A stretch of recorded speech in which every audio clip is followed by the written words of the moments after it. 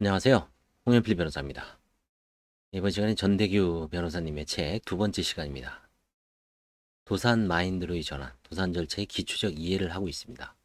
지난 시간에는 도산 절차 전반적으로 그 관계, 그 다음에 강제집행과 일반 민사집행의 차이점, 그 다음에 그 강제집행의 중지 실효, 그 다음에 도산의 어떤 기원, 이런 거에 대해서 한번, 그 다음에 뭐 버트너 원칙, 연방 대법원의 원칙이죠.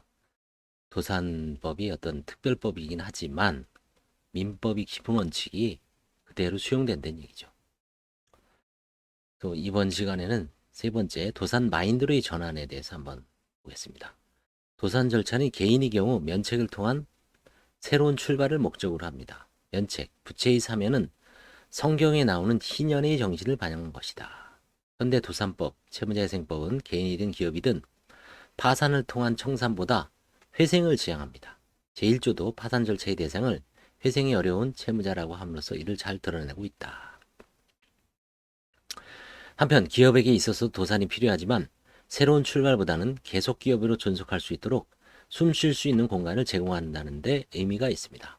도산 절차를 통한 면책 회생, 숨 쉴 수 있는 공간의 제공은 법원이 행하는 예산이 필요 없는 따뜻한 법률 복지, 그러니까 도산제도가 이제 복지제도이기도 하다는 것을 강조하신 겁니다.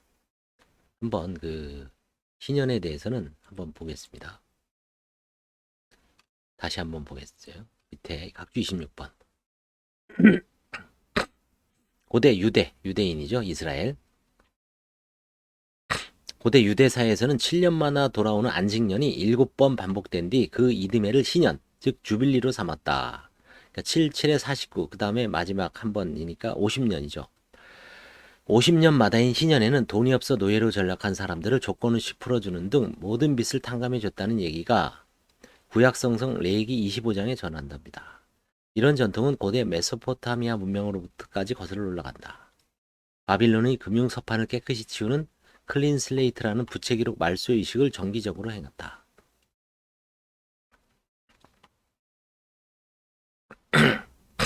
국민이 채무자로 속박당하면 전쟁 가용 병력이 그만큼 줄어드는 부작용을 감안한 조치이기도 했다.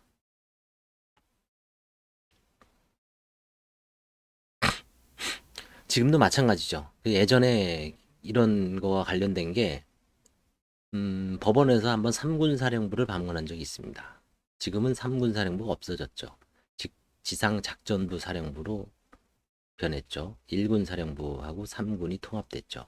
그때 법원에서 회생법원을 방문해서 안내한 게 군대 내에 뭐 장교, 부사관, 뭐 사병도 있겠지만 그분들이 어떤 빚이 많은 분들을 개인 회생을 통해서 파산하면 이제 공무원에서 퇴직해야 되니까 회생을 통해서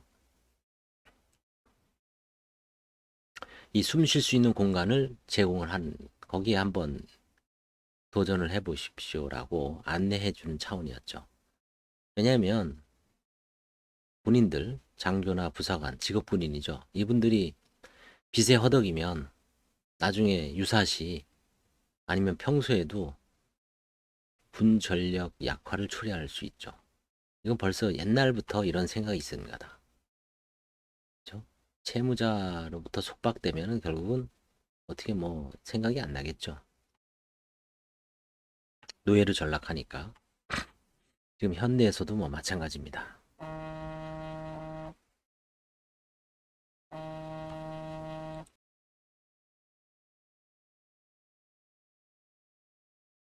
도산 마인드로 이전한 법률 복지다.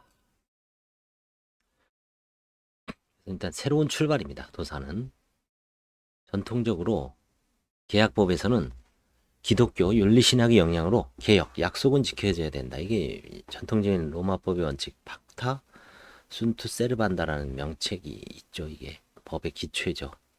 팍타 순투 세르반다. 약속은 지켜져야 된다. 는 변명제가 일반적인 원칙으로 여겨졌죠. 그래서 자신이 한 약속을 이행하지 않는 것은 죄라고 여길 정도로 계약의 구속력이 강하게 인정되었다. 그러나 시장 경제 질서에서 개인이 아무리 노력을 한다고 해도 계약을 지킬 수 없는 상황이 발생하게 되었다. 계약을 지킬 수 없는 상황은 개인이 불성실에 기인한 것도 있지만 성실하게 노력했지만 어쩔 수 없이 발생한 경우도 있다. 이와 같은 상황에서 성실하지만 불운한 채무자 honest but unfortunate debtor를 구제하기 위하여 도산제도가 생겨났다고 합니다. 채권자에게 절대적 지위를 인정하고 채무자에게 무한 책임을 부여하는 것. 기존의 법체계는 채권자에게 항상 유리한 것은 아니고 사회 전체적으로도 바람직하지 않는다는 인식이 생긴 것이다. 도산제도에서는 채권자의 권한을 제한하고 채무를 조정하거나 면책을 한다. 연역적으로 도산제도는 이와 같이 성실하지만 불운한 채무자에 대한 특혜 또는 그 배려 차원에서 이들에게 면책을 통한 새로운 출발을 기회를 제공하는 수단으로 이해되었다.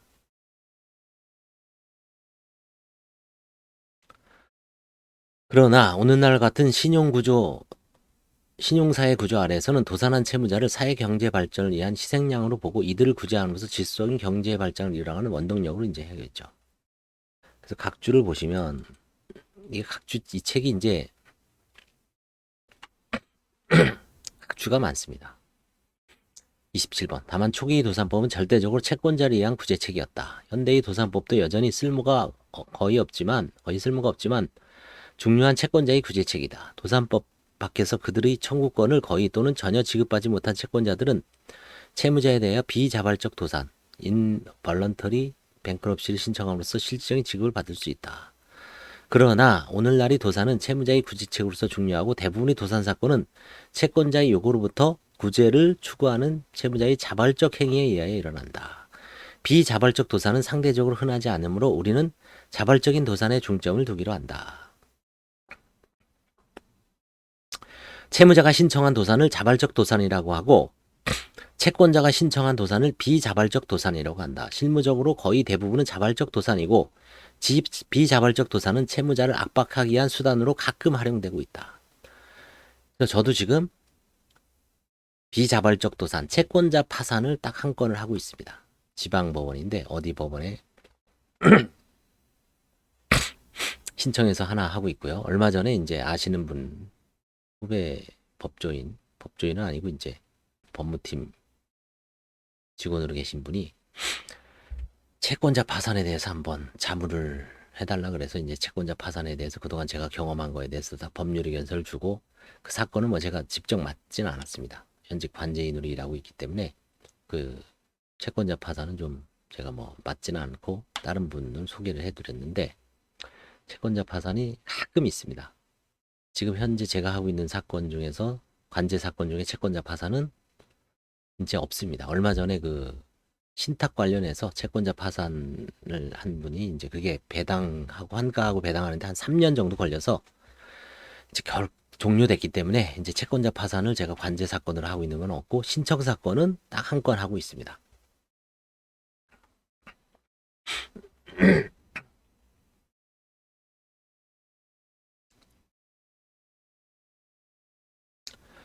(28) 현대적 의미의 도산법의 발원지는 영국이라고 합니다. 영미법계가 판례법 국가라 부르지만 오랜 기간 파산법은 성문법을 기본으로 하고 법원의 판례는 보충적인 것이었다. 영국 파산법의 발전 과정에서 개인 파산과 기업, 회사 파산이라는 두 가지 체제가 형성되었다. 영국에서 뱅크럽시는 개인 파산에 사용하는 용어이고 기업 파산에는 insolvency라는 용어를 사용하고 있다. 이것이 영국 파산법의 중요한 특징이라고 할 수 있다. 파산법, 도산법의 연역에 관하여는 이제 뭐 김주학, 전병서 책을 참조할 것. 개괄적으로 보면 다음과 같다. 첫 번째, 과거 로마법 하에서는 채무자를 채권자가 노예로 삼을 수 있었고 채권자들이 채무자의 신체를 나누어 가질 수 있었다고 합니다. 참 끔찍하죠. 두 번째, 1542년 영국에서 최초로 파산법이 제정되었다. 이때의 파산 절차는 채권자의 추심을 위한 제도로 채권자만이 신청할 수 있었고 채무자는 범죄자로 취급되었다고 합니다. 면책 제도도 존재하지 않았습니다. 3.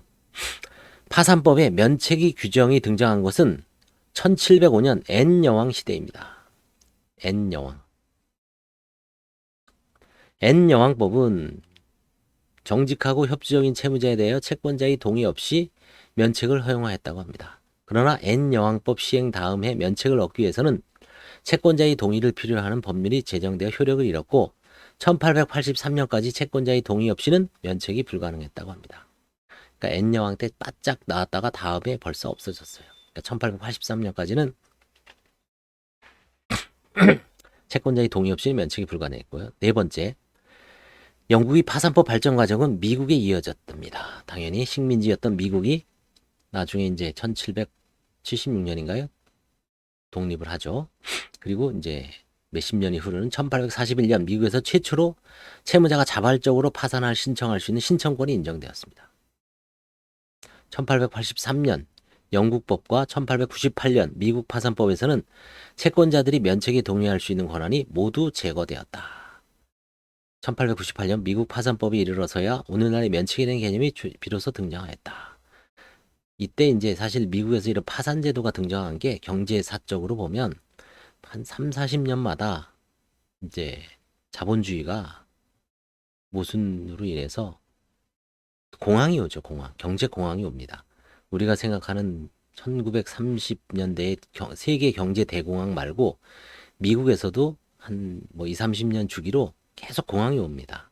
그래서 이제 미국도 더군다나 이제 남북전쟁 이후에 후발 산업국가로서 미국하고 독일이 비약적으로 성장하면서 그 모순도 정점에 달아서 그게 이제 경제학에서 말하는 뭐 쭈글러 파동인가 있죠. 수십 년마다 이제 공황이 와서 경제가 어떤 이제 무너지고 다시 회복하고 그래서 미국이 아마 파산 선진국이 된 이유도 있을 겁니다.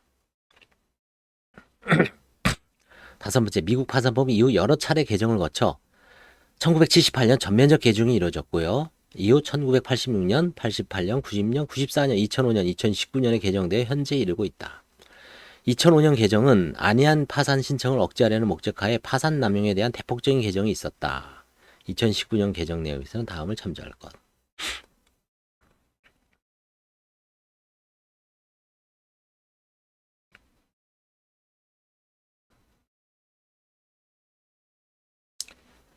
그래서 오늘날 같은 신용사회 구조 아래에서는 도산한 채무자를 사회경제 발전의 희생양으로 보고 이들을 구제함으로써 질서적인 경제 발전을 이뤄나가는 원동력으로 도산 제도를 이해한다는 인식이 일반화되기 이뤘다. 즉 개인이 재정적 파탄을 그들만의 책임으로 볼 수만은 없고 사회도 일정 부분의 책임이 있으므로 좀 더 적극적인 자세로 도산 제도를 운영해야 한다는 것이다. 신용경제나 경쟁시장에서 과중한 채무의 발생은 불가피한 것이다. 두 번째, 면책. 채무자회생법, 도산법의 가장 매력적인 모습은 면책에 대한 가능성이다. 면책은 채무자회생법에 있어 가장 핵심적인 개념 중 하나이다. 앞에서 본 바와 같이 도산제도는 면책을 통한 새로운 출발의 기회를 부여하기 위해 등장한 것이다. 면책이 되면 채무자는 장래의 수입을 즐길 수 있고 채권자로부터 크레디터라고 하죠. 채무자는 데터라고 하고 채권자를 영어로 크레디터라고 합니다. 크레디터로부터 자유로워진다. 그런데 새로운 출발이라는 용어는 채무자회생법 어디에도 등장하지 않습니다. 그러나 법원이나 학자들은 끊임없이 면책이라는 것과 새로운 출발을 연결시키고 있습니다. 프레시 스타트 강조하죠. 면책인, 디스차지, 면책이라는 용어는 채무자회생법 여러 곳에 등장합니다. 면책을 받은 채무자는 면책받은 채무에 대하여 더 이상 법적인 책임을 부담하지 않습니다. 그렇지만 면책이라는 개념에도 일정한 한계가 있습니다. 첫째, 모든 채무자가 면책을 받는 것은 아니죠. 면책을 받을 수 있는지는 각 절차에 따라 다릅니다. 파산 절차에서는 개인이 아닌 법인은 면책을 받을 수 없죠. 법인 자체를 청산해서 소멸시키는 제도이기 때문에 면책이라는 제도가 있을 수는 없습니다.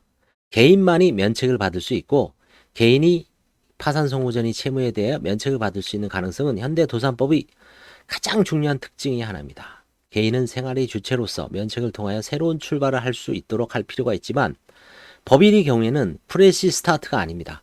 법인의 경우는 분배, 배당 후 죽이는 겁니다. 소멸되는 운명이므로 새로운 출발이 필요한 것은 아닙니다.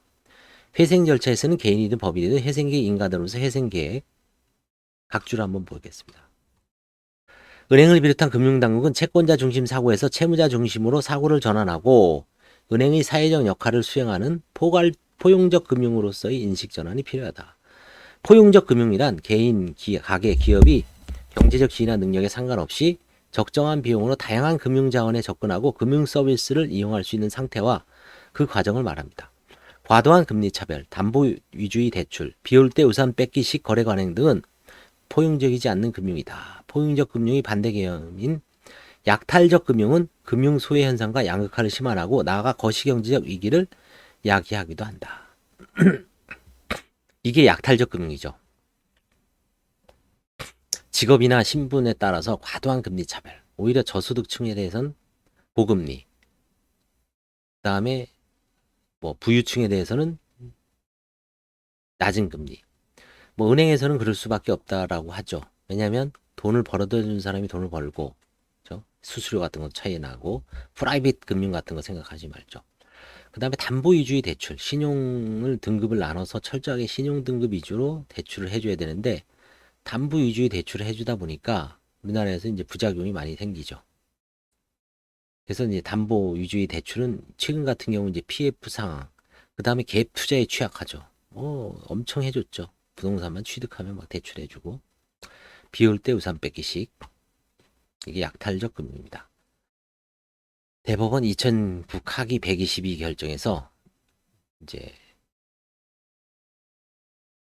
이러한 시대적 흐름에 따라 개인들이 재정적 파탄의 원인을 약탈적 금융에 있다고 보고 과잉용자의 희생적 전반으로 구제 범위를 확대해야 한다는 주장이 제기되고 있다. 이들은 주로 주기적으로 개인들이 빚을 사들여 소각하는 롤링 주빌리 운동을 전개하고 회생법원은 도산제도의 문턱을 더욱 낮추어 면책과 새로운 출발을 적극적으로 지원해야 한다는 의견을 제시하고 있다.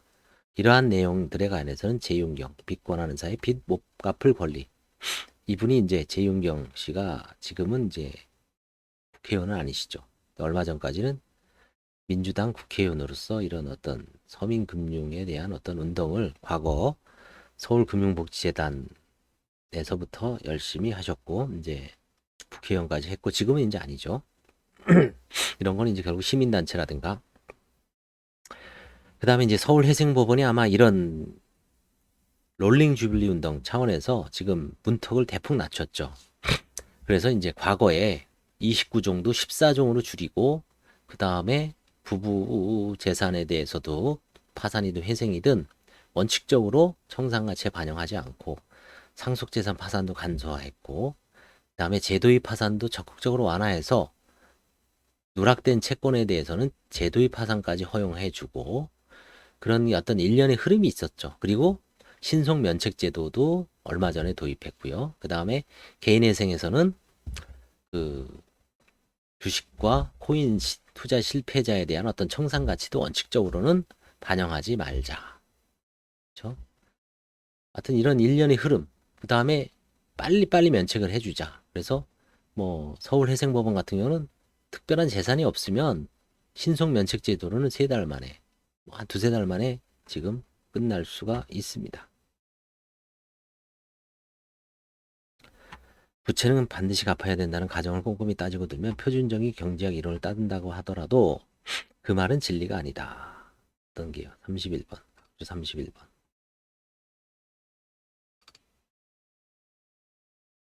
면책에 대한 가능성이다. 돈을 빌려주는 사람은 어느 정도 위험을 감수하게 되어 있다. 아무리 비상식적인 대출이라고 하더라도 대출이 언제나 상환받을 수 있는 것이 된다면 예를 들어 파산법 같은 것이 전혀 없다면 결과는 재앙이나 다름없을 것이다. 그런 경우 대출업자가 떼일 확률이 대단히 높은 대출까지 안 할 이유가 있겠는가. 만약 은행이 원금을 이자와 합쳐 언제나 돌려받는다는 보장을 하게 된다면 전체 시스템이 제대로 돌아가지 않을 것이다. 부채는 반드시 상환돼야 한다는 가정은 문제이다. 그렇죠? 데이비드 그레이버 부채 첫 5천년의 역사 도서출판 부글북스 2021 개인은 무한 책임을 부담함에 반하여 법인은 본래 유한 책임이다. 주식회사죠. 그래서 따라서 법인이 가지고 있는 건 유한 책임입니다.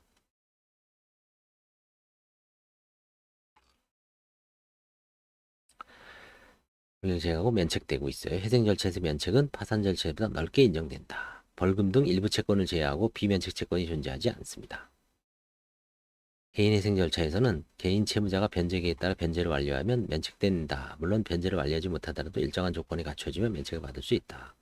개인회생 절차에서의 면책은 개인 파산 절차에서 면책보다 넓게 인정되고 있다. 이는 개인 파산 절차와 달리 개인회생 절차엔 적어도 일정 부분 변제가 이루어진다는 것을 고려한 것이다. 회생 절차에서는 회생계획 인가 결정으로 면책되지만 개인회생 절차에서는 면책 결정이 확정으로 면책된다. 면책으로 채무는 사라지게 하는 것은 아니다. 면책은 채무자에 대해야만 적용하고 채무자로 하여금 책임으로부터 벗어나게 한다. 책임 소멸설. 예컨대 갑의 채무에 대해 을이 보증을 한 경우 갑에 대한 면책은 을에게 아무런 영향을 미치지 않다. 채권자는 을을 상대로 소송을 제기할 수 있고요. 을도 나름대로 면책을 받아야 됩니다. 면책은 채무자로 하여금 모든 채무자로부터 벗어나게 하지는 않는다. 면책은 단지 면책이 될 수 있는 채무자에 대해서만 영향을 미친다. 벌금 등이나 비면책 채권 566조죠. 등에는 면책 효력이 미치지 않는다. 면책이 되더라도 채무자는 자발적으로 면책된 채무를 지급할 수 있다. 채권자는 면책의 효력으로 인해 지급을 청구할 수는 없지만 채무자가 면책된 채무를 자발적으로 지급한다면 채권자는 지급을 받아 부여할 수 있다. 채무자는 지급한 후에는 부당이득 반환 청구를 할 수 없다.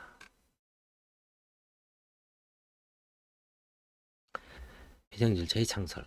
도산은 연역적으로 파산이 시작되었지만 현재는 회생이 그 주류를 이루고 있죠. 우리나라도 그렇습니다. 성공과 실패만큼이나 파산, 청산과 회생은 서로 상반되는 개념이다. 연역적으로나 이론적으로 파산에 대한 이해 없이는 회생을 온전히 이해할 수 없다. 도산법이 목적은 기업을 효율적으로 해체하는 것이 아니고 도산법이 성공할 수 있던 요인은 그대로 두면 소멸할 기업을 살려보기 위해서 구조정을 통한 회생 절차를 창설하는 데 있다.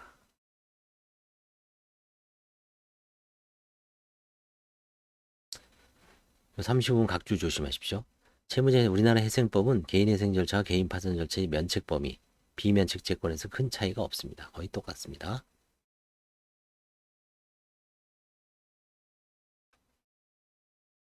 회생 절차의 창설. 특히 개인, 자연인의 경우 법인을 처리하듯이 할 수 없기 때문에 개인 도산은 훨씬 더 채무자의 경제적 회생을 지향하고 있다. 네 번째, 숨 쉴 수 있는 공간이 제공.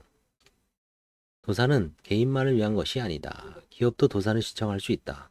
절차나 법적 원리는 개인의 경우와 마찬가지지만 강조하는 부분이 다르다.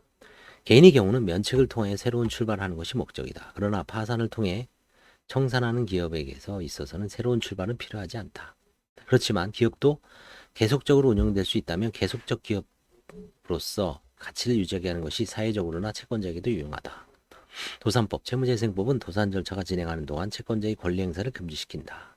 즉, 채권자들이 채권 회수 활동을 정지시킨다. 그러는 사이 채무자는 재정적 어려움을 해결하거나 채권자들과 협상을 할 수 있다. 회생 절차에서는 회생계획 인가 결정으로 면책되거나 권리가 변경되기도 한다. 파산 절차에 있어서는 질서 있는 정리, 청산을 할 기회를 제공한다. 결국 도산 절차는 기업에게 숨 쉴 수 있는 공간을 제공한다.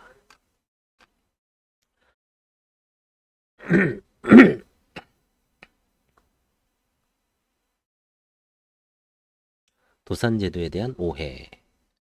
기업이든 개인이든 도산 절차를 선택하는 데 있어서 가장 큰 걸림돌은 무엇보다도 채권자들이 비협조다. 채권자로선 기업이나 개인이 도산 절차에 들어가면 손해를 감수해야 하기 때문에 달갑지 않을 수밖에 없다. 그러나 첫째, 채권자가 도산제도를 통해서 얻을 수 있는 가치는 강제집행을 해서 얻을 수 있는 가치보다 항상 같거나 크다.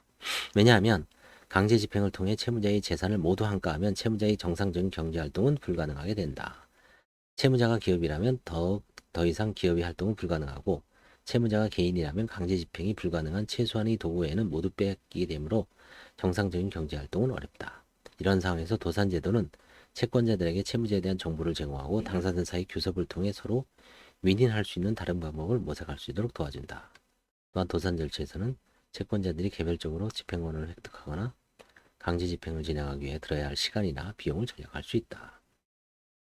도산 절차의 채무자의 재산, 파산재단은 채무자 회생법이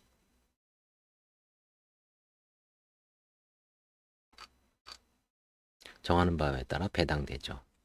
이러한 청산 과정은 법원의 지시와 감독에 따라 공평하고 공정하게 이루어지기 때문에 채권자들에게 좋은 해결 방안이 된다. 3. 채무자에게 사행이나 편파 변제가 있는 경우 개시된 도산 절차에서 부인권 행사함으로써 최대 한도로 채무자의 재산, 파산재단, 개인회생재단을 원상으로 복구하거나 나아가 침해된 이익을 회복할 수 있다. 이러한 점에서 보면 도산 절차가 결코 채권자에게 덕제덕이거나 불리한 것만 아니다. 특히 회생 절차는 기업 가치를 극대화하도록 설계되어 있고 이러한 가치를 채권자에게 대한 변제에 사용할 수 있도록 하고 있다.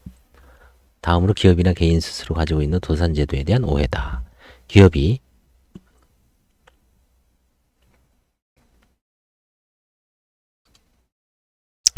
회생 절차 개시 신청을 꺼리는 주된 이유는 대주주의 경영권 상실 우려 때문이라고 생각하고 있는 탓다. 물론 부실 기업이란 낙인 효과에 대한 우려도 한몫을 하고 있다. 그러나 법원은 이미 채무자회생법에 따라 기존 경영자를 관리인으로 선임하는 원칙을 준수하고 있다. 기존 경영자에게 특별한 문제가 없는 한 회생 절차 진행 중에 기존 경영자를 관리인으로 선임하거나 불선임 결정을 함으로써 기존 경영자가 관리인으로 간주하게 하여 기업의 운영이나 경영권에 영향이 없도록 하고 있다. 또 실무적으로 사전 회생계획안 제출제도, 피플랜 제도나 패스트트랙을 제도를 실시하여 신속한 회생계획의 인가와 조기 종결을 통해 조기에 법원의 감독으로부터 벗어나 자율적인 경영을 할 수 있도록 하고 있다. 나아가 출자 전환으로 인한 경영권 위험을 방지하기 위하여 회생계획의 지분 유보 조항, 이쿼티 리텐션 플랜, ERF, ERP죠. 그런 것도 허용하고 있다.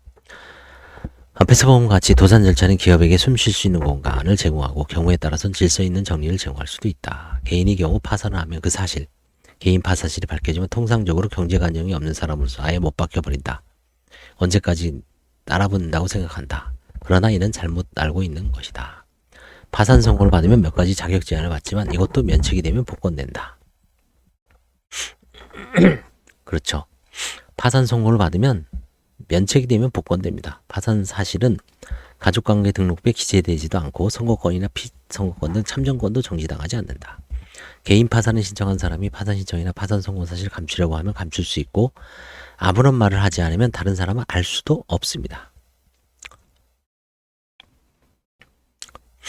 마지막으로 도산 절차는 복잡하고 비용이 많이 들 것이라는 인식이다. 물론 회생 절차의 경우 대기업을 모델로 만들어진 절차이기 때문에 적지 않은 비용과 엄격한 절차를 요구하고 있다. 그러나 제도적인 측면에서 지속적인 보완이 이루어지고 있다. 예컨대 2015년 간이 회생 절차를 도입하여 그동안 회생 절차의 문제점으로 지적되어 온 복잡한 절차와 과다한 비용의 문제를 상당 부분 해결하였다. 개인 도산의 경우도 실무적으로 제출해야 할 서류를 대폭적으로 간소하고 면책일까지 기간을 단축하고 있죠. 이러한 도산제에 대한 오해로 법원에 도산을 신청하는 것을 꺼리는 경향이 있다. 이로 인하여 적시에 회생 절차에 들어오지 못하게 함으로써 회생의 기회를 상실하는 경우도 더러 있다. 이는 도산한 채무자의 문제로만 국한되는 것이 아니고 사회경제적으로 커다란 손실이 될 수 있다. 따라서 도산 절차에 대한 오해를 바로잡고 대상을 넓히기 위해 도산 절차 개시, 특히 회생 절차 개시를 적시에 신청하도록 강제하는 방안도 입법 논제로 검토가 필요하다. 도산 절차 개시를 임하면 워커와 같은 사적 도산 절차를 법적 도산 절차로 편입하여 통일적인 도산 사건 처리가 가능해질 수 있다.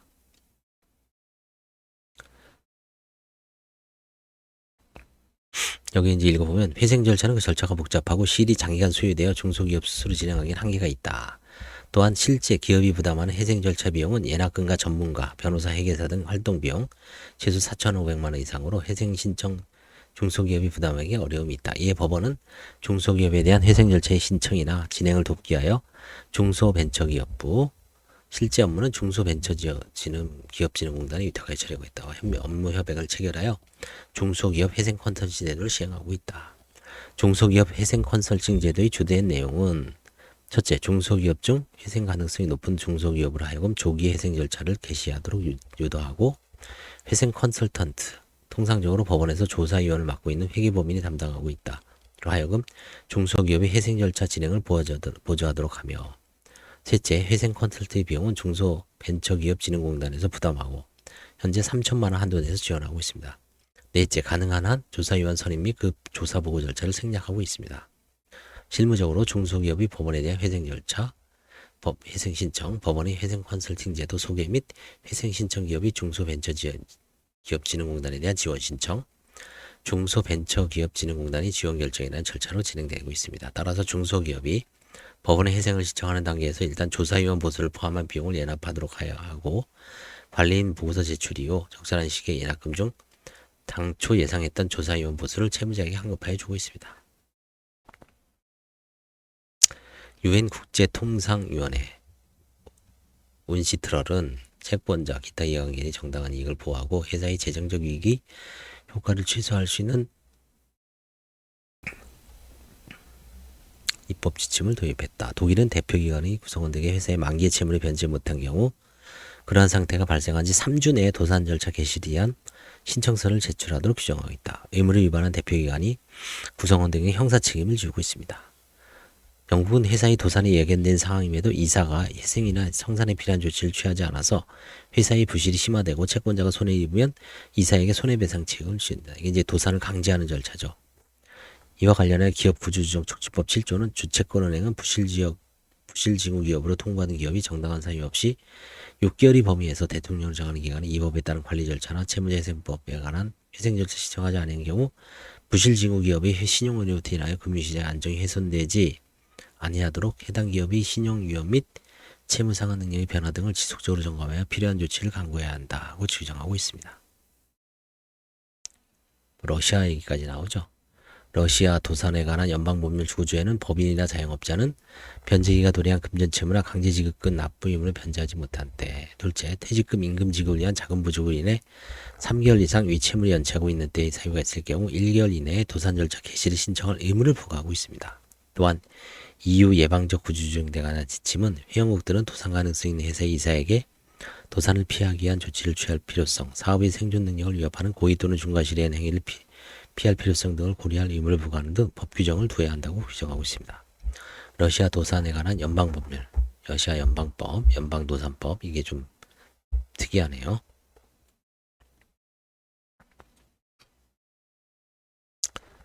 그래서 신속한 도산 절차의 진입이 중요하다.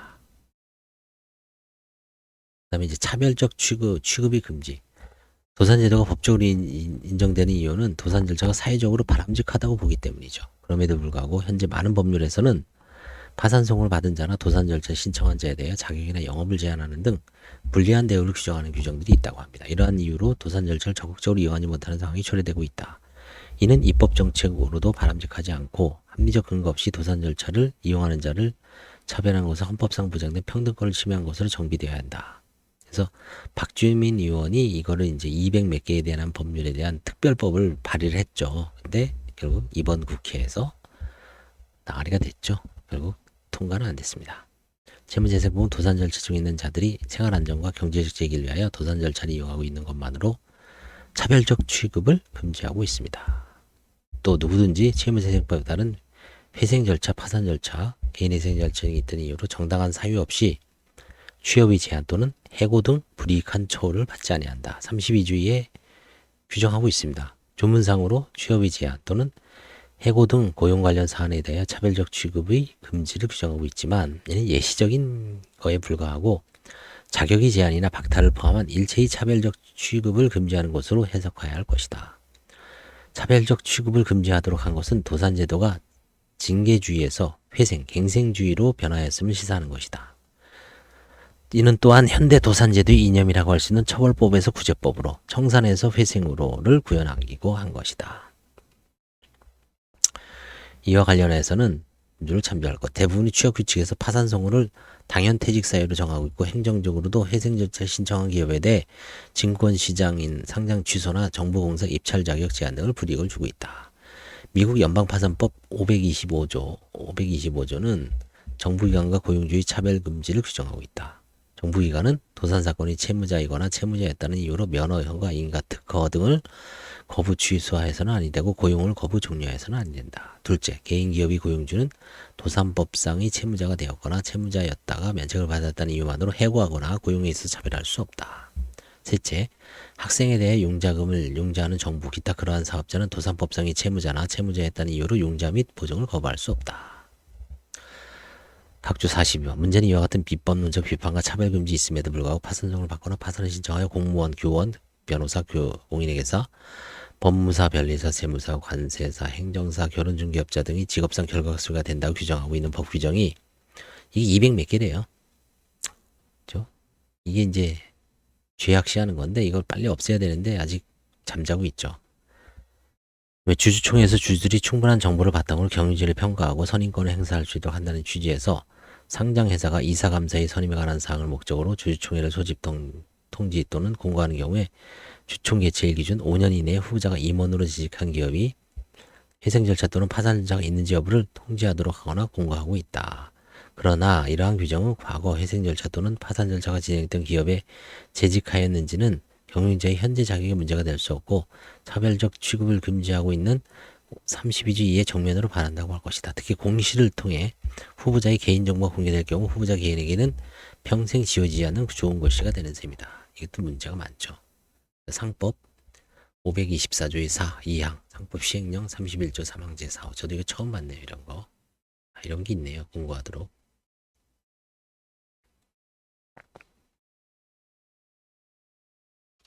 그래서 오늘은 이번 시간에 차별적 취급의 금지까지 한번 공부해 봤습니다. 감사합니다.